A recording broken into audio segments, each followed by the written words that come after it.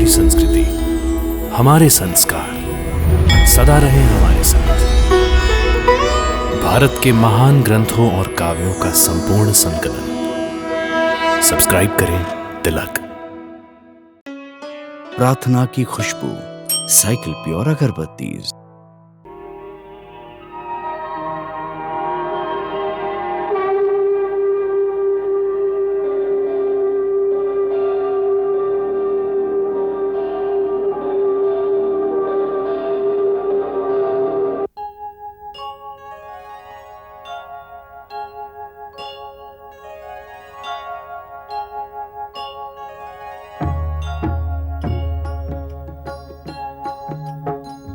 सीताराम चरित अति पावन, मधुर सरस अरु अति मन भावन।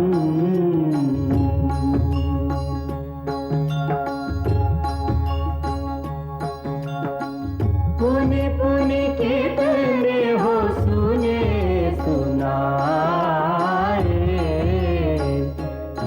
की प्यास बुझत न बुझाए।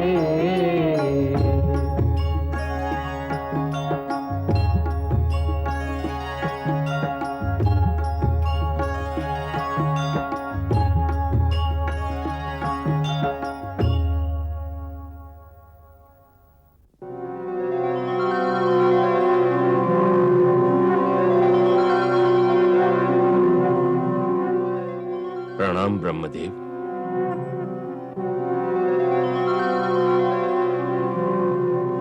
कल्याणमस्तु।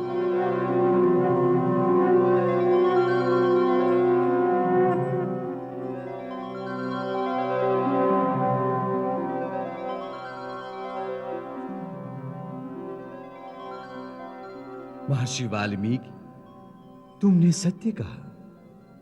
तुम्हारे मुंह से निकला ये छंदोबद्ध वाक्य श्लोक रूप ही हो गया है।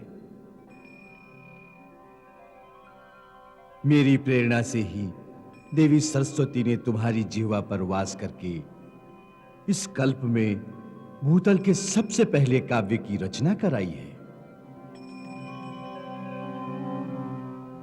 तुम्हारे द्वारा प्रभु राम के महान आदर्श चरित्र का वर्णन किया जाना निश्चित है, इसलिए यह काव्य शक्ति तुम्हें प्रदान की गई है कि तुम नारद द्वारा बताए गए भगवान श्री राम के उज्जवल चरित्र को रामायण नाम से काव्यबद्ध करो। वत्स, मेरे वरदान से श्री राम का समस्त गुप्त या प्रकट वृतांत तथा सीता और समस्त देवों तथा असुरों का गुप्त या प्रकट चरित्र जो हो चुका है, जो होने वाला है, अज्ञात होने पर भी तुम्हें ज्ञात हो जाएगा। ये परम सिद्धि तुम्हें प्रदान की गई है कि तुम जो लिखोगे वही सत्य हो जाएगा। अतः तुम श्री रामचंद्र की परम पवित्र एवं मनोरम गाथा को श्लोकबद्ध करके लिखो, जिससे प्रेरणा पाकर समस्त युगों में प्राणी धर्माचरण के द्वारा भक्ति और मुक्ति प्राप्त करने के साधनों में प्रवृत्त हो। हे परमपिता, आपने यह कार्य मुझे ही क्यों सौंपा है? हे पुत्र, तुम्हें इस परम यश के अधिकारी हो। तुम्हारी तपस्या के फलस्वरूप तुम्हें भी माता भगवती की सेवा का सुअवसर मिलने वाला है। उनके जीवन में तुम्हें योगदान देना है। इस कारण हे ब्राह्मण श्रेष्ठ, तुम्हें ही इस यश का भागी होना है, ऐसा विधि का विधान होना निश्चित है। तुम्हारे द्वारा कहे गए प्रथम श्लोक से आज एक महाकाव्य की रचना का श्री गणेश हुआ है। उस महाकाव्य का श्री गणेश इतने करुणाजनक दृश्य से क्यों हुआ है? उसमें इतनी पीड़ा क्यों है? क्योंकि अब जो घटने वाला है उसमें करुणा रस प्रधान है। राम और सीता के वियोग की पीड़ा है। वत्स, करुणा ही कला का श्रृंगार है।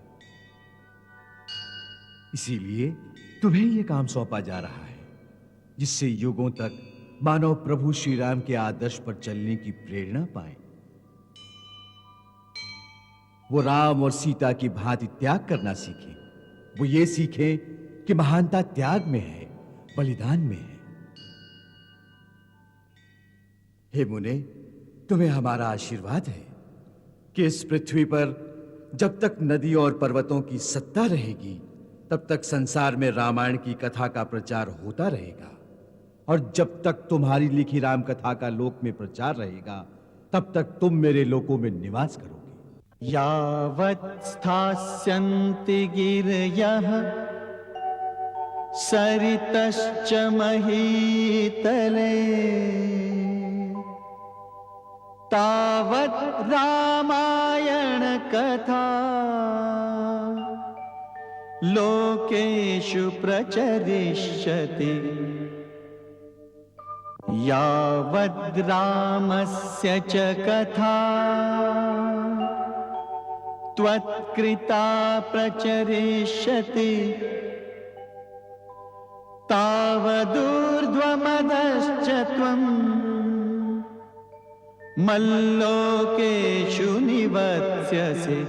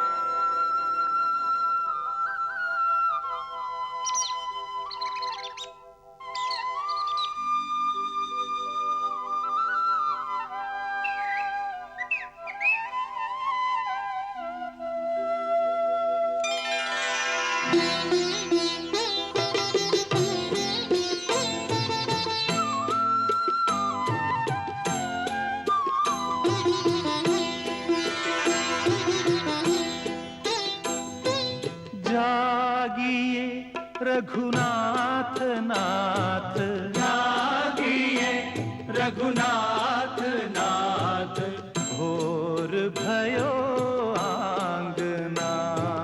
जागिए रघुवंश भानु, जागिए रघुवंश भानु, मुनि जन मन भावना।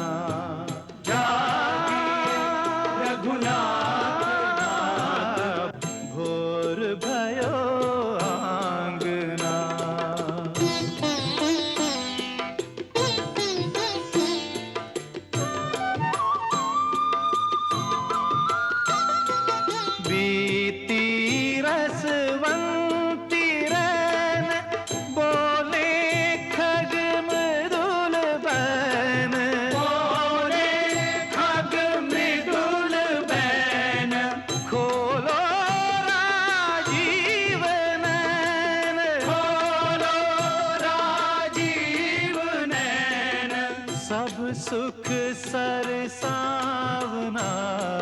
जागिए रघुनाथ। अब छोड़ दो, महाराज को जगाने में विलंब होगा। रघुनाथ नाथ, घोर भयो आंगना।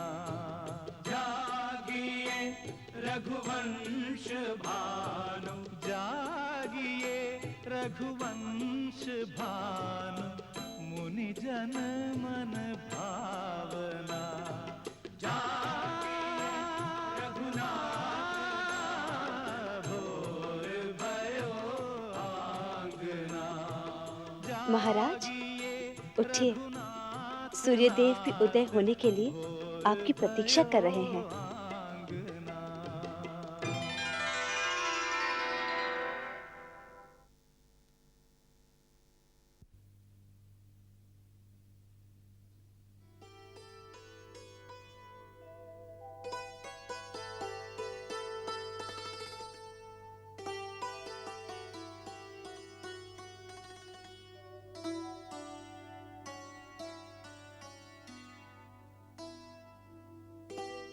सीते, इन दिनों तुम मुझे महाराज कहकर संबोधित करती हो, बड़ा विचित्र सा लगता है।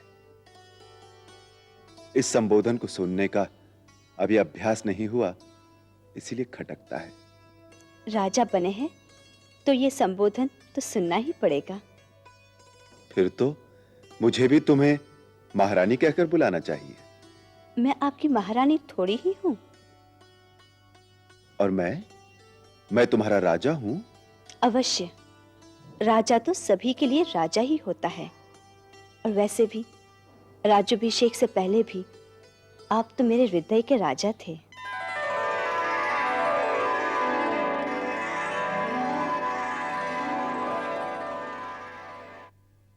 आज बहुत विलंब हो गया। महाराज तो स्नान आदि से निवृत्त हो चुके होंगे। अब तक तो मुझे उनकी सेवा में पहुंच जाना चाहिए था। मैं उनका प्रथम सेवक हूं। आज वो क्या कहेंगे? लक्ष्मण अयोध्या में आकर आलसी हो गया है। अभी कुछ नहीं हुआ है, आप ये फलाहार तो करते जाइए। अभी तो महाराज माताओं को प्रणाम करके अपने कक्ष में भी नहीं आए हैं। तुमसे किसने कहा? मेरे गुप्तचरों ने।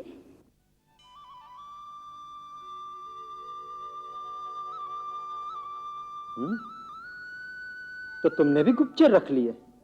देखो, गुप्तचरी का अधिकार केवल राजा को होता है, हर किसी को नहीं। पत्नी को भी होता है। अच्छा, तो जब मैं वनवास में था तो मेरी गुप्तचरी किससे करवाती थी?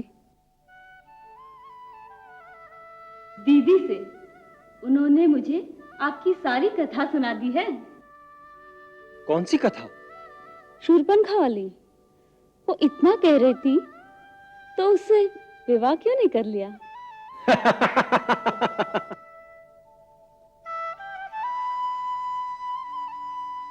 नाथ, कुछ खा लीजिए। नहीं, बहुत विलंब हो गया। सचमुच आज मुझे महाराज के सामने लज्जित होना पड़ेगा। चिंता न करें नाथ, महाराज अभी अभी अपने पूजा कक्ष में गए हैं।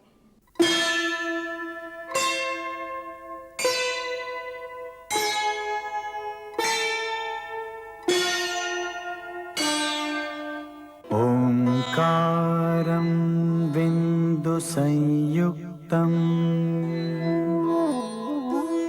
नित्यं ध्यायन्ति योगिनः कामदं मोक्षदं चैव ओंकाराय नमो नमः।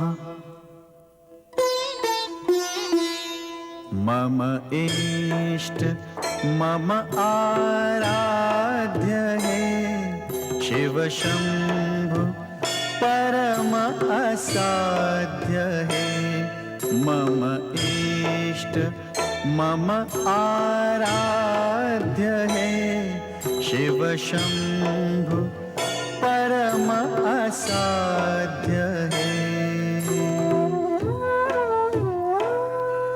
अखिलेश जगनायक विभो आदिश शिवदायक विभो इच्छा रहित गौरीश हो ईशान दिश के ईश हो।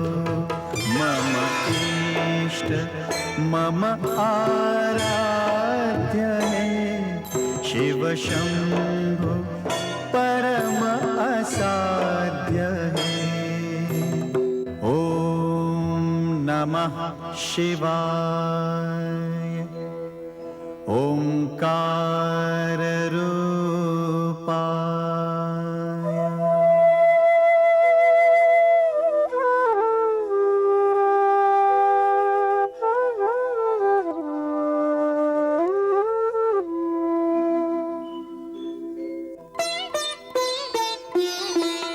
कर्पूर गौरम करुणावतारम संसार सारम भुजगेन्द्रहारम सदा वसंतम हृदयारविंदे भवं भवानी सहितं नमामि। मम इष्ट मम आराध्य है शिव शंभु परम असाध्य है। ओम नमः शिवाय च शिवतराय च नमः शंभवाय च मयो भवाय च नमः शंकराय च मयस्कराय च नमः।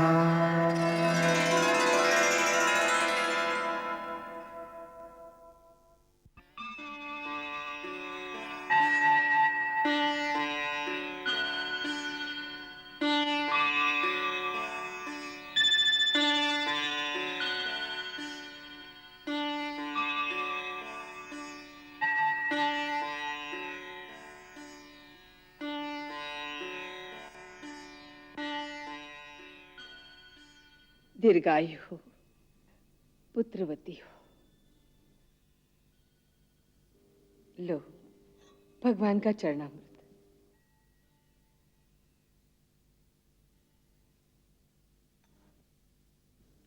राम, हम तीनों माताओं की इच्छा इस वर्ष शरद नवरात्रों के दिनों में एक लंबी यात्रा पर प्रस्थान करने की है। यदि तुम्हारी अनुमति हो तो हमारे जाने का प्रबंध कर दिया जाए। माता, आपकी इच्छा मेरे लिए आज्ञा के समान है। इसके लिए मेरी अनुमति का प्रश्न ही नहीं उठता। मैं आर्य सुमंत्र से कह देता हूं कि आपके जाने की सारी व्यवस्था कर दी जाए, और सेनापति से भी कह देता हूं कि सेना की एक टुकड़ी आपके साथ जाने के लिए तैयार कर दी जाए। नहीं वत्स, नहीं। ये सेना, ये रथ घोड़े, ये राजसी ठाट बाट हमें नहीं चाहिए। हम तो साधारण यात्रियों की भांति चले जाना चाहते हैं। यदि स्वर्गीय महाराज जीवित होते तो कुल की परंपरा के अनुसार हम वानप्रस्थी होकर वनों में चले जाते।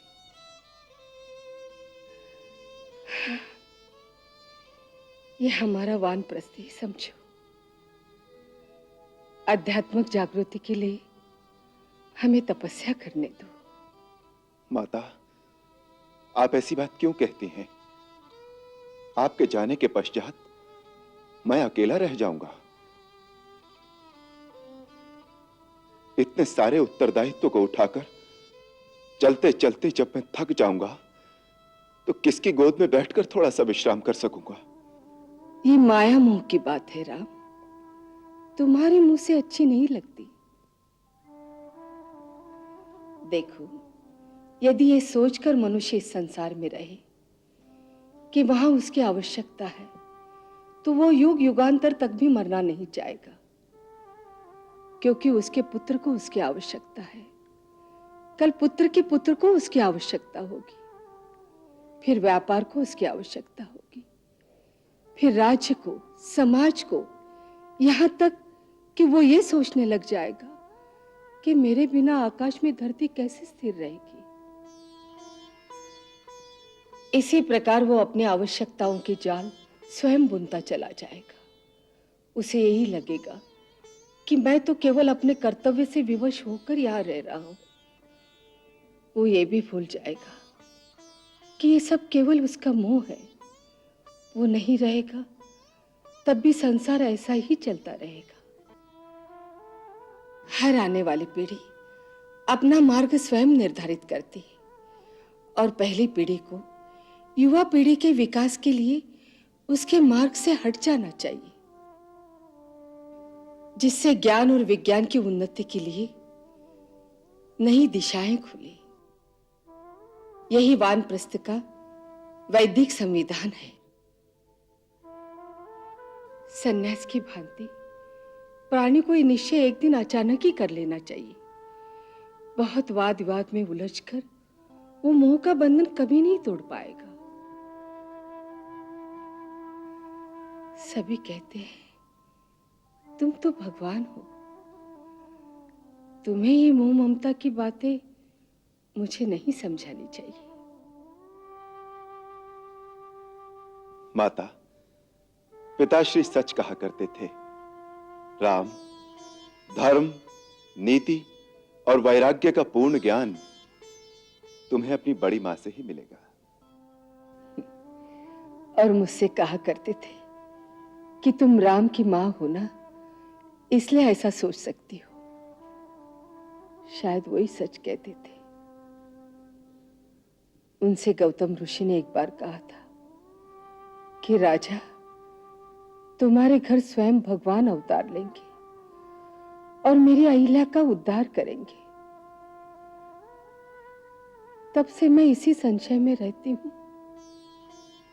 कि तुम भगवान हो या मेरे पुत्र राम। मैं कौन हूं ये तर्क का विषय नहीं है, परंतु मैं इतना अवश्य जानता हूं, यदि मां का आशीर्वाद हो तो पुत्र भगवान भी बन सकता है।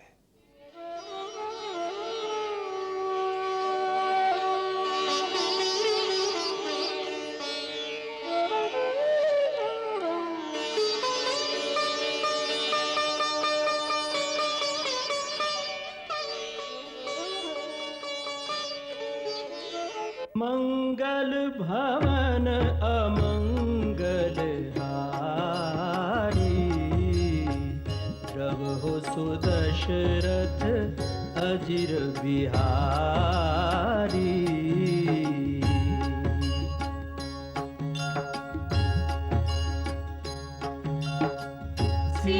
सीताराम चरित अति पावन, मधुर सरस अरु अति मन भावन।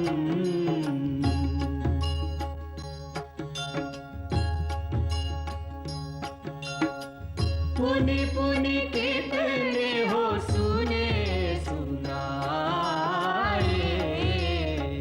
हिय की प्यास बुझत न बुझाए।